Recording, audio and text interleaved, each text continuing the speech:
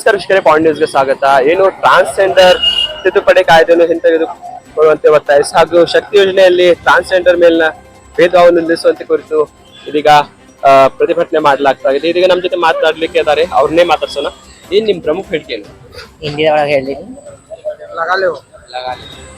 आज हम इसलिए इकट्ठा हुए हैं क्योंकि जो 2026 मसूदी बिल पास हुआ है, ट्रांसजेंडर बिल, इसके अंदर क्या हुआ है, इंटरसेक्स जो रहते हैं वो किन्नर समुदाय से होते हैं और जो अब मेल बॉडी से पैदा होकर फीमेल बॉडी में जो कन्वर्ट होते हैं वो ट्रांसजेंडर नहीं करके वो अमित शाह जो कह रहे हैं, बीजेपी सरकार जो अभी रूल्स नया लेके आए हैं, उसके लिए हम आज प्रोटेस्ट करने के लिए इधर आए हुए हैं.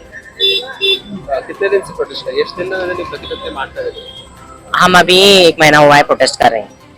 जब बिल पास कर रहे थे तब से हमें प्रोटेस्ट कर रहे हैं, मगर ये बिल पास इन्होंने किया हुआ है, जो बिल जो पास हुआ है वो कैंसिल होना है बिल. बस हम यही सरकार से दरख्वास्त करते हैं कि वो बिल कैंसिल करो, हमारे को प्रॉब्लम मत खड़ा करो. हमें है ना अपनों से लड़कर है ना ये देश में आए हैं, अपने मम्मी पापा से लड़कर हमें अपनों से लड़े हैं, तो हमारे हक के लिए क्यों नहीं लड़ेंगे? हम जरूर लड़ेंगे अपने हक के लिए.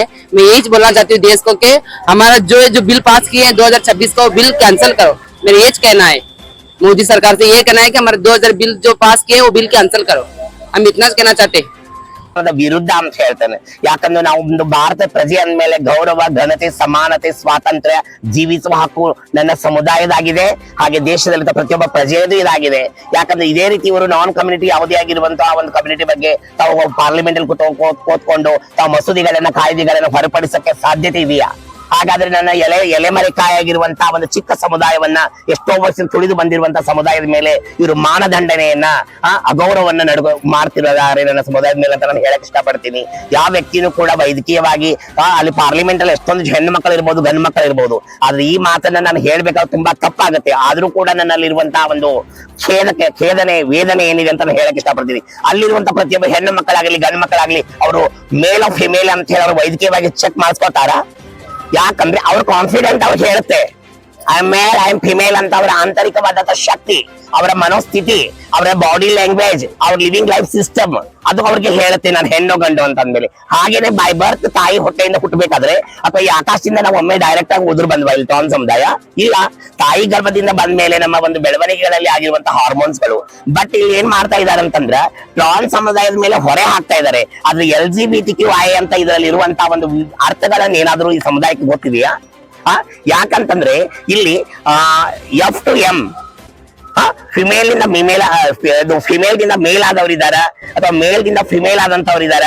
ಹಾಗಾದ್ರೆ ಇಲ್ಲಿರುವಂತದ್ದು ಲಿಂಗತ್ವ ಲೈಂಗಿಕ ಅಲ್ಪಸಂಖ್ಯಾತರ ಒಂದು ಚಳುವಳಿ, ಇದೊಂದು ಹೋರಾಟ. ಇದು ನಾಟ್ ಫಾರ್ ಟ್ರಾನ್ಸ್ಜೆಂಡರ್ ಅಂತ ಅನ್ಕೋಬೇಡ್ರಿ, ಅವರೊಂದು ಡಿಸಿಗ್ನೇಷನ್ ಕೊಟ್ಟಿದ್ದಾರೆ ಅಂತ ಹೇಳಿ. ಯಾಕಂದ್ರೆ ಬರೀ ಆ ಒಂದು ಶಬ್ದನ ಇಟ್ಕೊಂಡು ಎಲ್ಲಿ ಯಾರು ತಾಲಿ ಬದಸ್ಕೊಂಡು ಹೋಗ್ತಾರೆ ಮಂಗಳಮುಖಿಯರಂತ ಅವ್ರನ್ನ ಫೋಕಸ್ ಮಾಡ್ಕೊಂಡು ಟಾರ್ಗೆಟ್ ಮಾಡ್ತಿರೋದು ಇದು ಪ್ರಜಾಪ್ರಭುತ್ವ ಮತ್ತು ಸಾಮಾಜಿಕವಾಗಿ ನಮ್ಮ ಸಂವಿಧಾನದ ವಿರುದ್ಧವಾಗಿ ಇರುವಂತ ನಿರ್ಣಯ ಇದೆ ಅಂತ ಹೇಳ್ತಾರೆ. ಇಲ್ಲಿ ಹೆಣ್ಣಾಗಿ ಗಂಡಾಗಿ ಪರಿವರ್ತನೆ ಆದಂತವ್ರು ಸಾಕಷ್ಟು ಜನ ಇದ್ದಾರೆ. ಹಾಗಾದ್ರೆ ಮತ್ತೆ ಗಂಡಾಗಿ ಹೆಣ್ಣಾಗಿ ಪರಿವರ್ತನೆ ಆದಂತವ್ರು ಇದ್ದಾರೆ.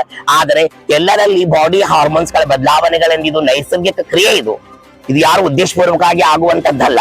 ಹಾಗೇನೆ ವೈದ್ಯಕೀಯವಾಗಿ ತಮ್ಮನ್ನ ತಾವು ಪರೀಕ್ಷೆ ಮಾಡೋದು. ಯಾಕಂದ್ರೆ ಇದು ಎಷ್ಟು ಮಟ್ಟಿಗೆ ಅಂತಂದ್ರ ಅಧಿಕಾರವನ್ನ ಇವರು ಅಧಿಕಾರ ಇದೆ ಅಂತ ಹೇಳಿ ಅದನ್ನ ಮಾಡಬೇಕಾಗಿರುವಂತ ಪೆಂಡಿಂಗ್ ಕೆಲ್ಸ ಬೇಕಾದಷ್ಟಿದೆ.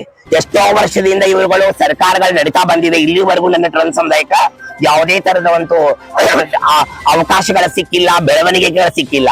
ಇಲ್ಲಿವರೆಗೂ ನನ್ನ ಬೆಳಗಾವಿ ಜಿಲ್ಲೆವರೆಗೆ 2,500 ಜನ ಇದ್ರು, ಇಲ್ಲಿವರೆಗೂ ಒಬ್ಬರಿಗೆ ಆಶ್ರಯ ಯೋಜನೆ ಒಂದು ಮನೆ ಸಿಕ್ಕಿಲ್ಲ. ಇವರುಗಳು ಮಾಡ್ಬೇಕಾಗಿರೋ ಭಾರತದಲ್ಲಿರುವ ಎಲ್ಲಾ ಟ್ರಾನ್ಸ್ ಸಮುದಾಯಕ್ಕೋಸ್ಕರ ಇರಾಕೊಂದು ಆಶ್ರಯ ಮಾಡ್ಲಿ, ಅವ್ರಿಗೋಸ್ಕರ ಉದ್ಯೋಗದ ಅವಕಾಶಗಳನ್ನ ಕಲ್ಪಿಸ್ಕೊಡ್ಲಿ. ಅವರು ಸಮಾಜದೊಳಗೆ ಇನ್ನೂವರೆಗೂ ಆಗ್ತಿರುವಂತ ಸ್ಟಿಗ್ಮಾ ಅಂಡ್ ಡಿಸ್ಕ್ರಿಮಿನೇಷನ್ಸ್, ಕಳಂಕ ತಾರತಮ್ಯಗಳು ನಡೀತಾ ಇದೆ. ಇವನ್ನೆಲ್ಲ ಒಂದು ತಡೀಲಿ. ಯಾಕಂದ್ರ ಈ ಒಂದು ಕೇಂದ್ರ ಸರ್ಕಾರಕ್ಕೆ ಸ್ಪಷ್ಟವಾಗಿ ಅವರ ಮನಸ್ಸಿನಲ್ಲಿ ಏನ್ ಬರ್ಬೇಕಂತಂದ್ರ ಭಾರತದಲ್ಲಿರುವಂತಹ ಪ್ರಜಾಪ್ರಭುತ್ವದ ಪ್ರಜೆಗಳು, ಇವರು ಸಿಟಿಜನ್, ಇವ್ರು ನಾಗರಿಕರು ಅನ್ನುವಂತ ಪರಿಕಲ್ಪನೆಯನ್ನು ಮನದಾಳದಲ್ಲಿ ತಂದುಕೊಂಡು ಅವ್ರು ನಿರ್ಣಯ ತಗೋಬೇಕು. ಅದನ್ನ ಬಿಟ್ಟು ಇವರು ಡೈರೆಕ್ಟ್ ಆಗಿ ಅವರ ಒಂದು ಶೀಲಕ್ಕ ಅವ್ರ ಮಾನಕ್ಕೆ ಕೈ ಹಾಕ್ತಾ ಇರೋದು ತುಂಬಾ ದೊಡ್ಡ ಅಪರಾಧ ಮತ್ತು ನಮ್ಮ ಒಂದು ಸಮುದಾಯಕ್ಕೆ ತುಂಬಾ ಅವಮಾನ.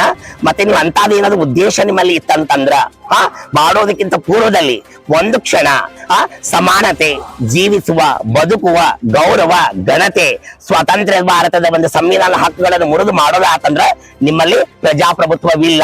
ನಿಮ್ಮ ಸರ್ಕಾರಕ್ಕೆ ಧಿಕ್ಕಾರ ಅಂತ ನಾವು ಹೇಳ್ಬೇಕಾಗತ್ತ. ನಮ್ಮೆಲ್ಲ ಹೇಳಿ, ನಾನ್ doctor Kiran Bedi. Thank you. ಇದಷ್ಟು ಏನಂತಂದ್ರೆ 2026ರಲ್ಲಿ ಒಂದು ಪಾಸ್ ಮಾಡಲಾಗಿತ್ತು. ಆ ಬಿಲ್ ಅನ್ನು ತಕ್ಷಣವೇ ಹಿಂಪಡೆಯಬೇಕು ಅಂತ ಒತ್ತಾಯಿಸಿ ಪ್ರತಿಭಟನೆ ಮಾಡಲಾಗಿದೆ. Point news bureau.